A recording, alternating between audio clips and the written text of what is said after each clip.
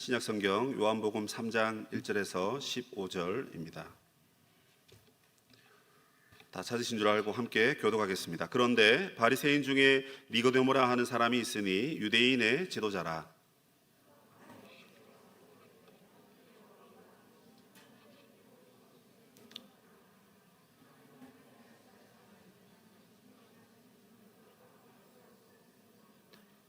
예수께서 대답하여 이르시되 진실로 진실로 내게 이르노니 사람이 거듭나지 아니하면 하나님의 나라를 볼 수 없느니라.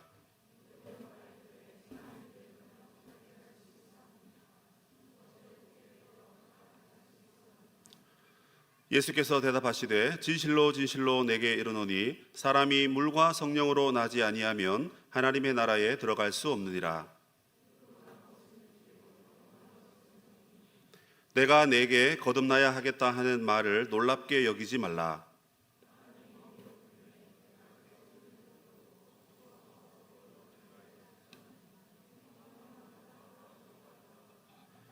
니고데모가 대답하여 이르되 어찌 그러한 일이 있을 수 있나이까?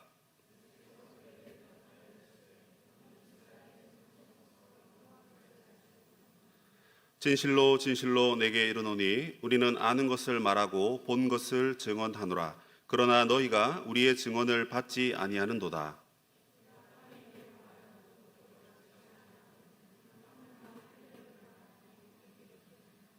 하늘에서 내려온 자 곧 인자 외에는 하늘에 올라간 자가 없느니라.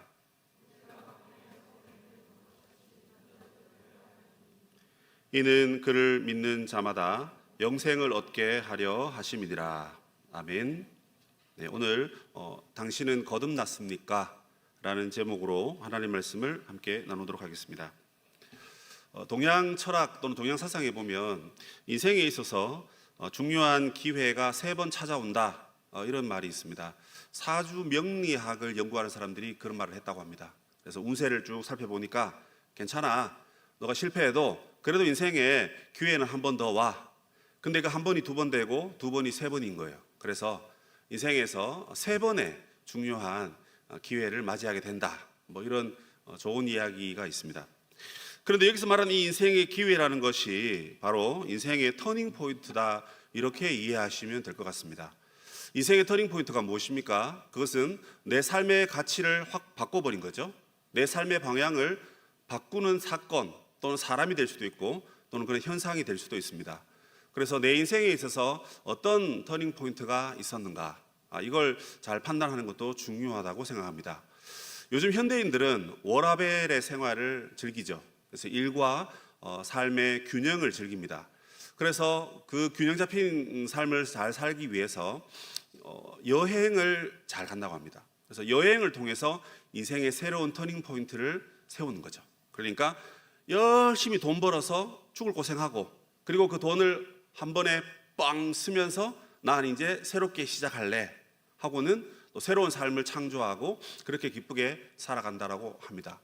그래서 그 여행을 짧게 하루 이틀 가는 게 아니고 최소 한 달 정도, 길게는 2-3달 정도 멀리 가서 큰 돈을 쓰고 와서 다시 인생의 어떤 전환점을 스스로 창조해낸다라는 것입니다.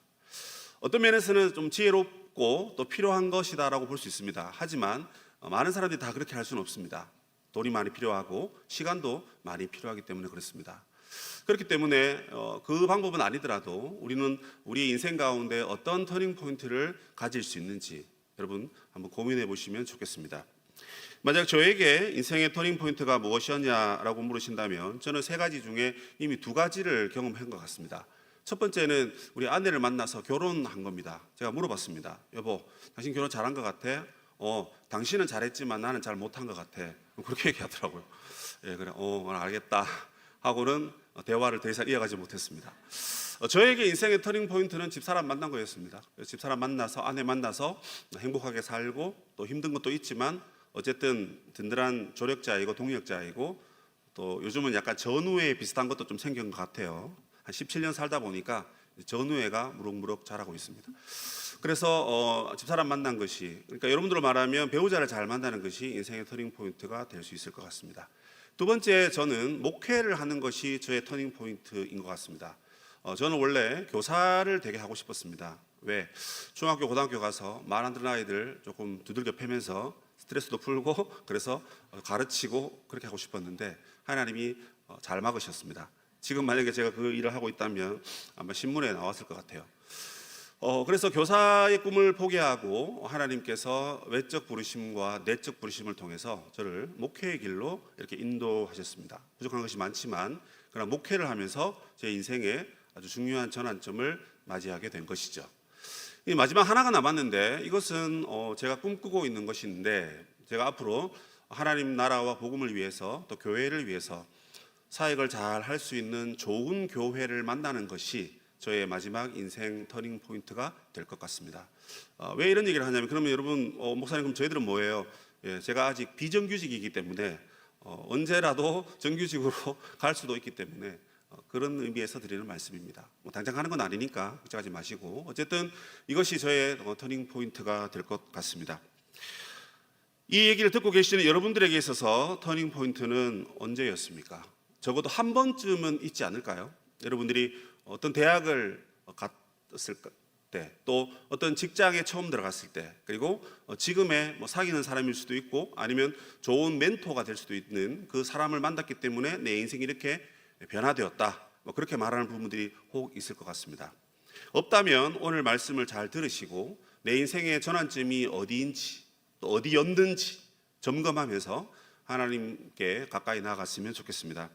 오늘 말씀을 통해서 저는 이 성경에 나오는 한 인물이 그의 인생이 완전히 변화된 터닝 포인트를 경험한 그 인물을 소개하고자 합니다. 바야흐로 주님은 이제 본격적으로 자신이 메시아인 것을 사람들에게 드러내기 시작하셨습니다. 그래서 그 첫 번째 표적이 무엇이냐면 가나에 있는 혼인잔치에 가서 물을 포도주로 만드는 사건이었습니다.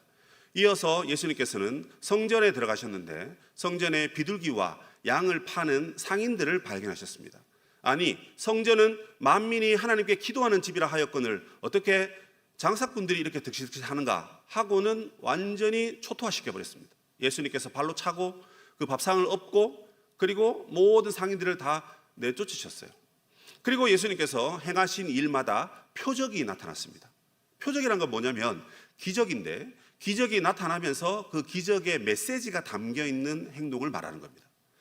예수님께서 이런 놀라운 일을 행하시자 사람들은 예수님을 쫓아다니기 시작했습니다. 왜냐하면 이스라엘은 이 당시 로마의 식민 지배를 받고 있었어요. 그러니까 이제 저 양반이 우리를 해방시키고 우리를 다윗과 솔로몬과 같은 그 시대로 되돌릴 수 있는 지도자가 되겠구나 해서 많은 사람들이 예수님을 추앙하기 시작했습니다. 그런데 요한복음 2장 마지막 절에 가보시면 예수님께서는 그 사람들 속에 무엇이 들어있는 줄 아셨습니다. 그들은 예수님을 하나님의 아들이요 메시아로 믿지 않았던 것입니다. 예수님을 구원자로 보지 못했습니다. 그래서 예수님을 하나의 정치꾼으로 하나의 지도자로만 보았지 예수님을 온전히 이해하지 못했던 겁니다. 그걸 아셨기 때문에 예수님은 그들에게로부터 자기를 숨기셨습니다. 성경에 보면 그들에게 자신을 의탁하지 않았다. 그러니까 기대지 않았다는 것입니다. 그들을 따르지 않았다는 것입니다. 자, 그러는 중에 3장 1절에 보면 그런데 하고 한 인물이 등장합니다. 그 이름은 여러분 아시는 대로 니고데모입니다. 니고데모는 두 글자가 합쳐진 글자입니다. 니케아라는 단어, 나이키라는 그 단어가 나온 원어입니다. 이 니케아라는 것은 승리라는 뜻이고요. 그 데모는 데모스에서 온 것인데 그 데모는 백성입니다. 그래서 승리하는 백성, 백성의 통치자라는 이름을 가진 이 니고데모입니다.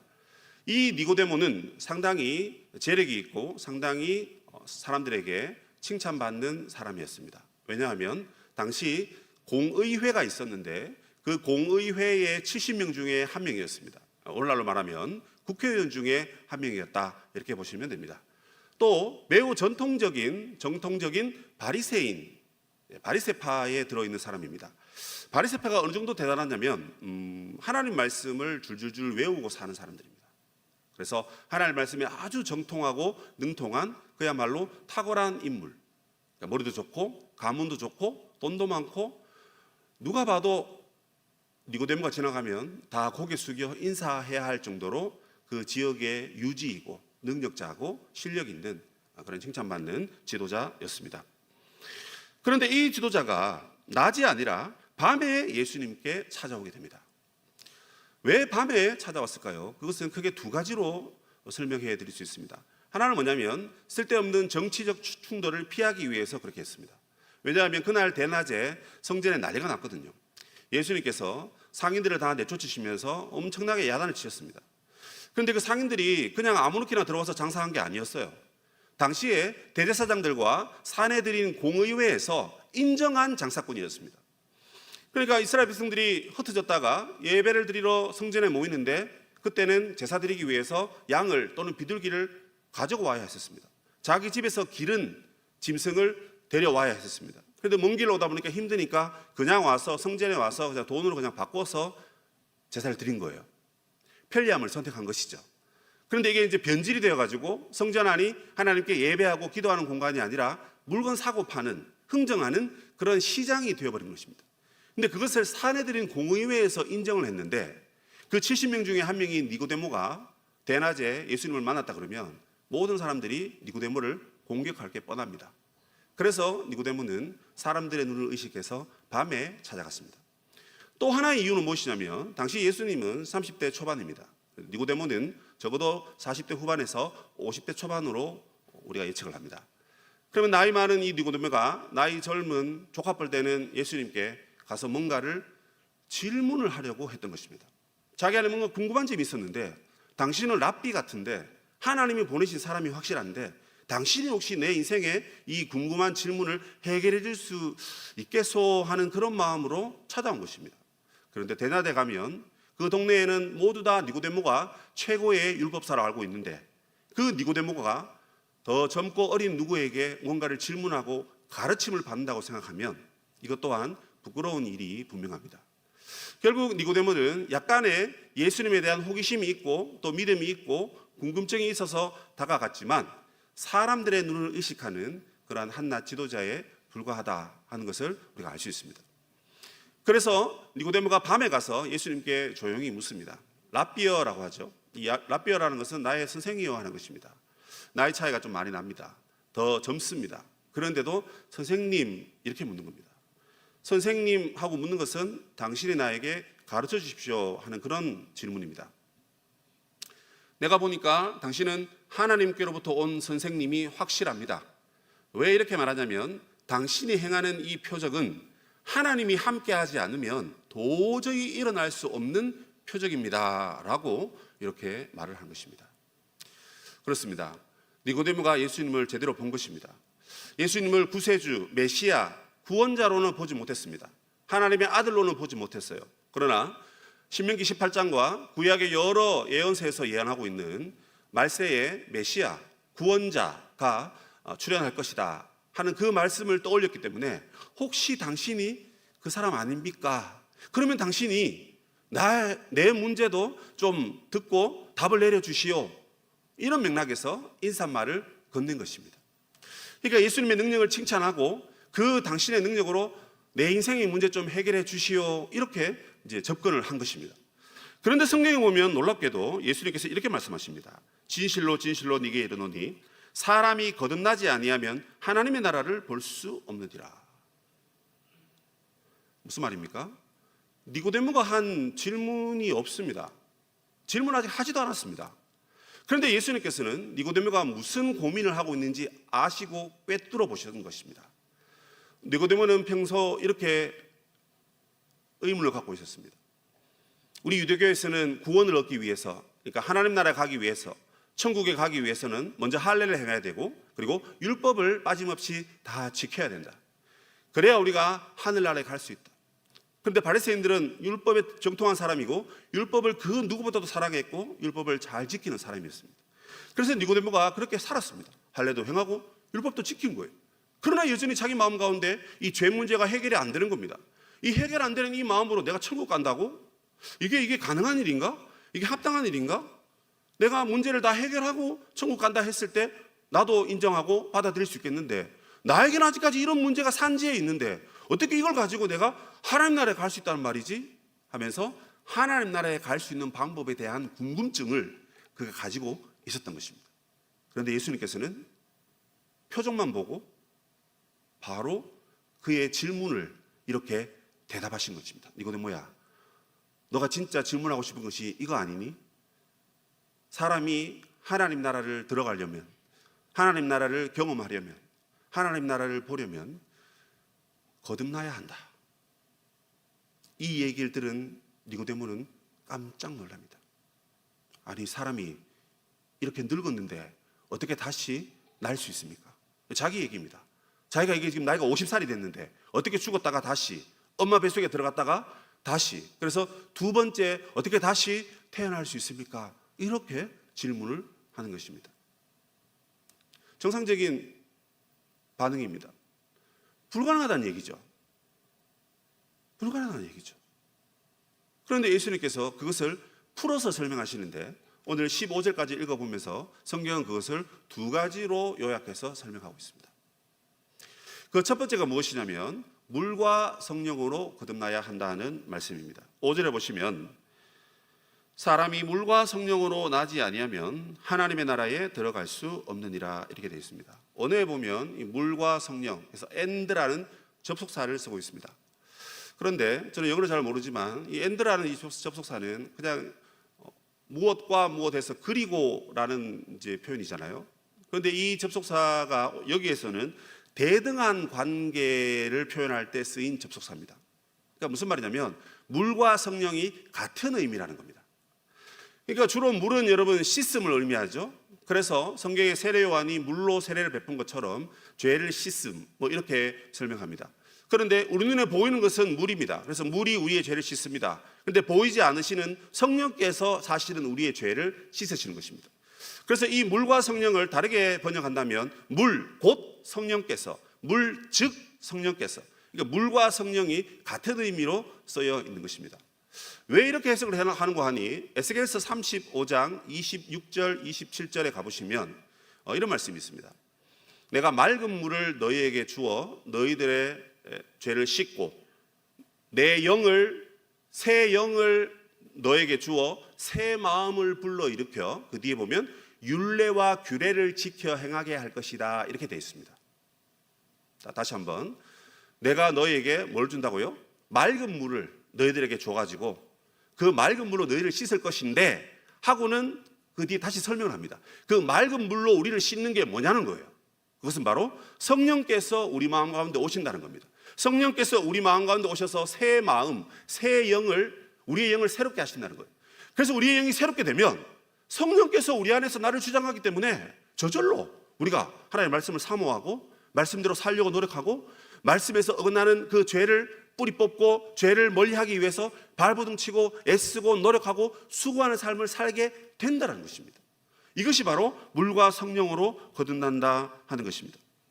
그러면서 이런 말씀을 하죠. 6절에 육으로 난 것은 육이요 영으로 난 것은 영이다. 그 육으로 난 것은 아무리 노력해도 거듭날 수 없다는 것입니다. 여기서 말하는 이 육으로 난 것이 무엇입니까? 바리새인들이 늘 행하던 그것입니다. 할례와 그리고 613개의 조항으로 되어 있는 무엇 하라와 하지 말라로 되어 있는 그 율법을 지키는 그 의로운 행위입니다. 그것은 육으로 난 것입니다. 그 육으로 난 행위는 절대 우리를 거듭나게 할 수 없어요. 절대 저 하나님 나라에 들어갈 수가 없는 것입니다. 그래서 육은 그냥 육으로 끝난다, 아무것도 아니다. 그것이 우리를 거듭나게 하는 것이 아니다. 그럼 무엇이 우리를 거듭나게 합니까? 바로 영입니다.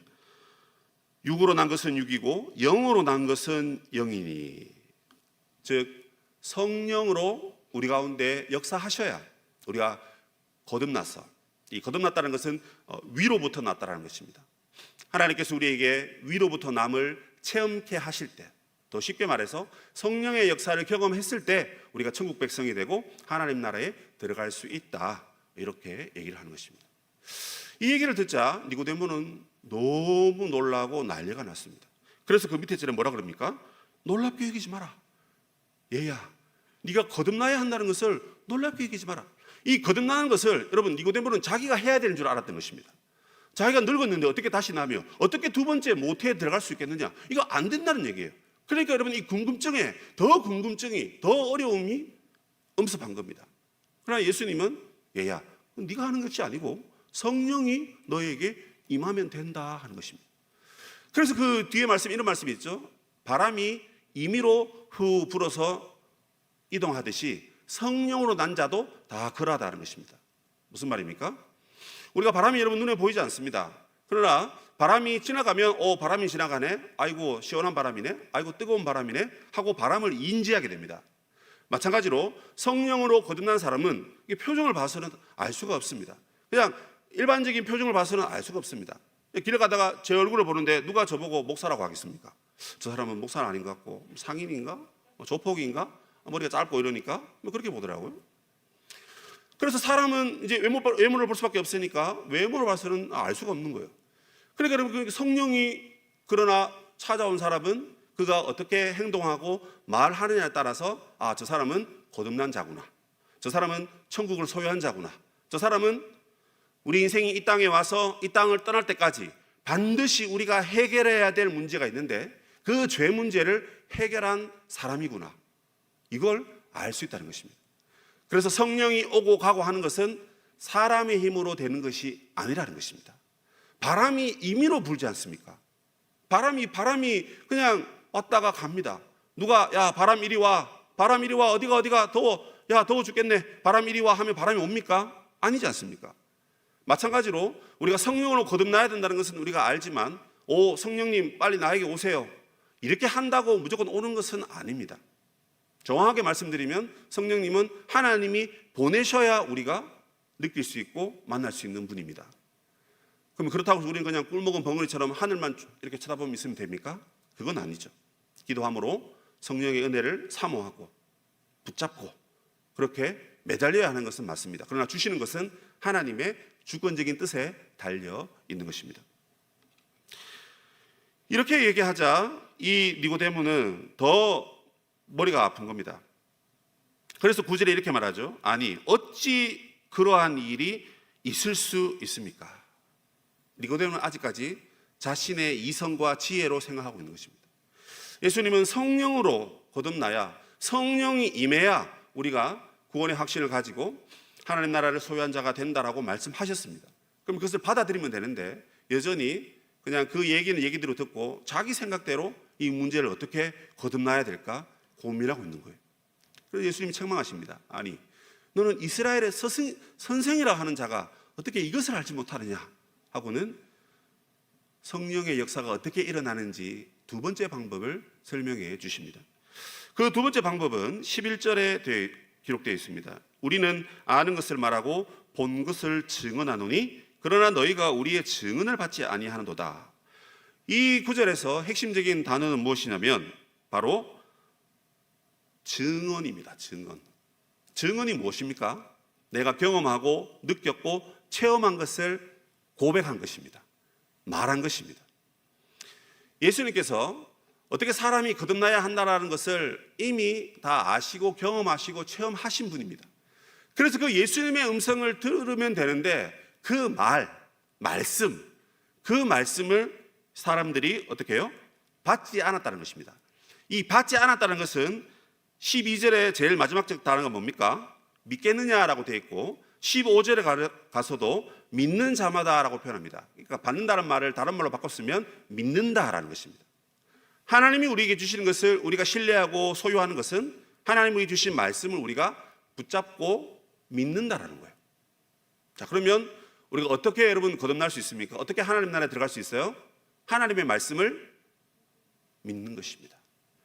그런데 하나님의 말씀을 믿는데 이 앞에 나와 있는 성령의 역사로 하나님의 말씀이 우리에게 믿겨지는 겁니다. 수동태입니다.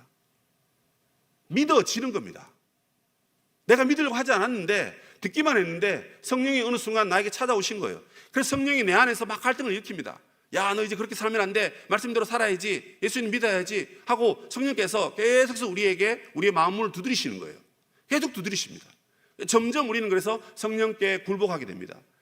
그래서 성령이 뭡니까? 우리의 행위가 아니라 하나님의 말씀을 들은 우리에게 작용하시고 역사하시니까 그 순간 우리는 하나님의 자녀가 된 것입니다. 그런데 이 성경은 뭐라고 말합니까? 이 증언을 예수님께서 하셨습니다. 또 구약에는 예수님께서 선지자들을 보내셔가지고 선지자들이 예수님께 받아서 그 말을 백성들에게 전했습니다. 그러나 선지자들이 그 말을 듣지 않았다는 것입니다. 재미있는 표현은 12절 보면 이렇게 되어 있습니다. 내가 땅의 일을 말해도 너희가 안 믿는데 어찌 내가 하물며 하늘의 일을 말한들 너희들이 믿겠느냐, 듣겠느냐, 이렇게 얘기합니다.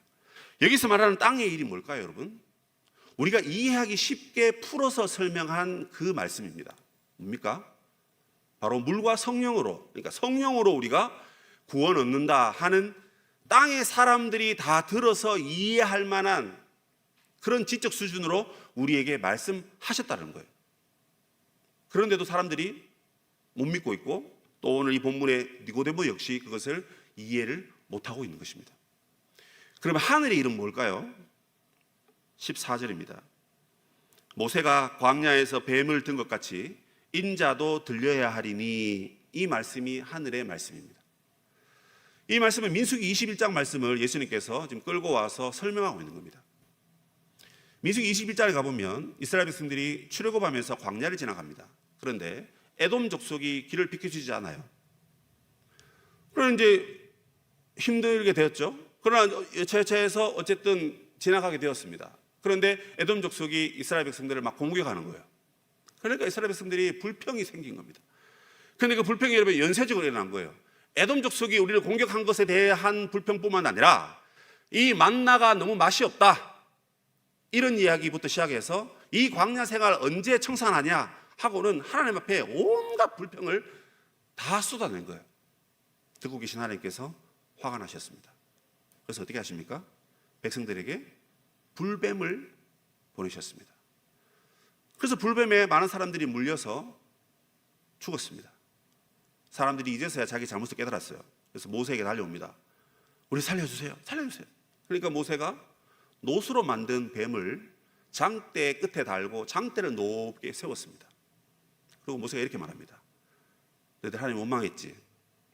그거 죄야. 하나님 용서를 받으려면 당장 천막에서 나와서 그 노뱀을 쳐다보면 산다, 이렇게 얘기했습니다. 이 얘기를 들은 사람 중에 아이고 믿으나 보자 해서 나와서 본 사람들은 감쪽같이 살게 된 거예요. 그래 믿지 않는 사람들은 여전히 독이 퍼져서 그 천막 안에서 숨을 거두게 된 것입니다. 그럼 거기서 말하는 그 노뱀이 뭐냐는 거예요. 그 노뱀 자체에 무슨 의미가 있는 것이 아니고 장대 높이 달려있는 그 무엇을 보라 한 그 말씀입니다. 그 보라 한 하늘의 말씀이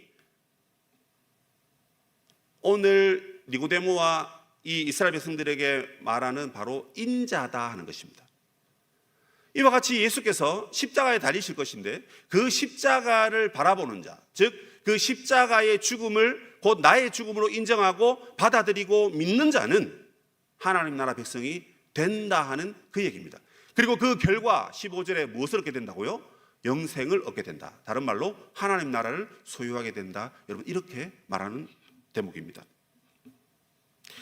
이렇게 얘기하고 난 다음에 여러분 니고데모가 어떤 반응을 했는지 성경 본문은 니고데모에 대한 이야기가 없습니다. 16절부터는 여러분 잘 아시는 성경 구절이고 마지막 절까지 이 책의 기록자인 요한이 예수님을 영접해야 된다. 영접하는 자에게는 영생이 있고 영접하지 않는 자에게는 영벌이 있다. 그냥 이렇게 설명하고 말아버립니다. 그 사건에 대한 설명으로 끝나버립니다. 그런데 놀랍게도 니고데모의 삶은 이후로 인생의 터닝 포인트를 발견했습니다. 그것이 요한복음에서 2번 기록되어 있는데 이 뒤로 니고데모가 기록되는 성경은 요한복음 7장과 요한복음 19장입니다. 요한복음 7장에 가보면 어떤 일이 발생하냐면 예수님이 이제 계속해서 자기가 메시아임을 드러내고 종교 지도자들을 공격하고 하니까 사내들인 공의회가 예수님을 붙잡아가지고 처형하려고 합니다. 근데 아직 시간이 안 됐는데 어쨌든 예수님을 공격하려는 거예요. 근데 그때 갑자기 그 사내들인 공의회가 70명인데 그 중에 한 명이 니고데모입니다. 니고데모가 갑자기 의장하면서 손을 들고 이렇게 얘기합니다. 아니 우리 공의회는 저 예수라는 사람이 이단자인지 아닌지 정확하게 조사해보고 알아보고 찾아보고 그러고 난 다음에 형을 집행해서 잡아와서 취조를 하든지 감옥에 가두든지 죽이든지 살리든지 해야 되는데 어떻게 그런 일도 하지 않고 한꺼번에 만장일치해서 저 사람을 잡으려고 하는가, 이렇게 예수님 편에 서서 니고데모가 발언하기 시작합니다. 이것은 니고데모의 인생의 주인이 예수님이 되었다 하는 것을 증거해 주는 본문입니다. 그래서 사람들이 이렇게 얘기합니다. 아니, 너도 혹시 갈릴리 사람이야? 예수님이 갈릴리 사람이거든요. 그러니까 너가 갈릴리 사람이니까 예수님 편드는 거 아니야? 너 공의회 70명 중에 한 명이잖아. 우리가 똑같은 생각을 갖고 있는 사람인데 네가 왜 갑자기 저 이단자 편을 드는 거지? 이렇게 말합니다. 그런 모함을 받든지 말든지 공격을 받든지 말든지 니고데모는 예수님 편에 서서 예수님을 옹호하기 시작합니다. 예수님을 여러분 변호하기 시작한 것입니다. 그의 인생의 주인이 주님이 되셨기 때문에 그렇습니다. 더 놀라운 사실은 요한복음 끄트머리 가보면 19장에 예수님이 죽으시고 난 다음에 장사하는 이야기가 나옵니다. 예수님이 그토록 3년 반 동안 가르친 제자들은 다 도망갔습니다. 예수님이 십자가에 달리실 때 무서워서 다 도망가 버렸어요. 그런데 성경에 보면 아리마대 사람 요셉이 엄청난 부자였기 때문에 자기의 무덤을 예수님 장사 치르라고 무덤으로 내놓습니다. 그리고 이 니고데모가 모략과 향유와 여러 가지 약품을 갖고 와서 이제 시체에 그 약품을 사용하게 되는데 성경에 보면 그것을 100리트라라는 단어를 쓰면서 엄청난 양의 향품을 갖고 왔다 그럽니다. 환산해 보면 그게 향수가 무려 33kg입니다. 여러분들 얼마나 향수를 좋아해서 집에 향수를 많이 갖고 계신지 모르지만 저도 집에 한두 개 있는데 모아봤자 200g도 안 될 거예요. 근데 여러분 향수가 33kg다. 이거 뭐냐면 그 당시에 왕의 장례를 치를 때 그만한 양의 향수를 사용합니다. 그러면 니고데모는 예수님을 누구로 인정한 것입니까? 만왕의 왕, 나의 왕, 나의 임금, 내 생명보다 더 소중하고 귀하신 주님으로, 주로 니고데모가 인정을 한 것입니다. 사랑하는 우리 청년부, 우리 또 성도님 여러분, 감히 여러분에게 여쭙겠습니다. 여러분들은 혹시 거듭나셨습니까? 여러분, 이 질문을 도대체 여러분 인생 가운데 몇 번 들으셨습니까? 한 번 들어서 거듭난 사람은 아마 없을 겁니다. 두 번, 세 번도 아닐 수 있고 수십 번 듣고도 아직까지 갈팡질팡하는 분들도 계실 수도 있습니다. 근데 그것은 큰 문제는 아닙니다. 중요한 것은 오늘 저를 통해서 하나님이 여러분에게 말씀하십니다. 과연 나는 거듭난 사람인가? 여러분 주일을 마치고 내일 출근하시고 학교 가시고 가정일 하시고 수많은 일들이 우리를 기다리고 있습니다. 그 일을 위해서 우리는 엄청나게 고민하고 에너지를 쏟고 물질을 쏟고 그래서 해결하려고 발버둥칩니다. 그런데 그런 문제보다 너무너무 중요한 내가 과연 영생을 얻었느냐? 내가 과연 하나님의 나라 백성이 맞냐? 내가 과연 예수 믿는 사람이 맞느냐? 하는 그 질문 앞에 여러분이 감히 아멘이라고 말하지만 그러나 또 바르게 살지 못한 우리의 연약함 때문에 주님 앞에 고개를 들 수 없는 그런 겸손함이 공존하는 그런 대답으로 여러분이 저와 함께 하나님 앞에 서야 하지 않겠습니까? 여러분 이 질문은 저는 이렇게 생각합니다. 날마다 우리가 나 자신에게 해야 하는 질문이라고 생각합니다. 왜요? 그렇게 안 하면 여러분의 인생의 주인을 여러분으로 삼거든요. 여러분의 인생의 주인이 예수님이라고 말하면서도 여러분의 인생 가운데 모든 판단과 결정을 여러분 마음대로 하시지 않습니까? 그게 어떻게 예수님이 우리 인생의 주인이라고 말할 수 있는 것입니까? 여러분 거듭나셨습니까? 예, 거듭났습니다. 그러면 내 인생의 주인은 주님입니다. 주님이 이끄시는 대로 가는 겁니다. 주님이 서시면 서는 겁니다. 주님이 하라 하면 하시는 거고 주님이 하지 마라 하시면 거들떠 보지도 말고 그 길을 안 가면 되는 겁니다. 내가 거듭났다면 인생의 주인이 주님이 분명해야 됩니다. 주님이 나의 주인이십니다. 그 말은 내가 거듭났습니다. 영생을 얻었습니다. 이 표현 안에 들어있는 것입니다. 그래서 여러분 이 니고데모의 모습처럼 여러분의 인생 터닝 포인트가 무슨 로또 당첨되고 좋은 회사에 취직하고 좋은 사람 만나서 결혼하는 것 그것보다도 주님이 내 인생의 주인이 되는 것 이걸 여러분의 인생의 터닝 포인트로 삼으시기 바랍니다. 그리고 그 예수님을 주님으로 고백한 자는 인생의 가치관이 바뀝니다. 여러분 향수 한 병 요만한 거 비싼 거는요 2천만 원, 3천만 원 가는 향수도 있다 하더라고요. 정말 직접 보지는 못했습니다. 듣기만 했고 인터넷 검색해 보니까 있더라고요.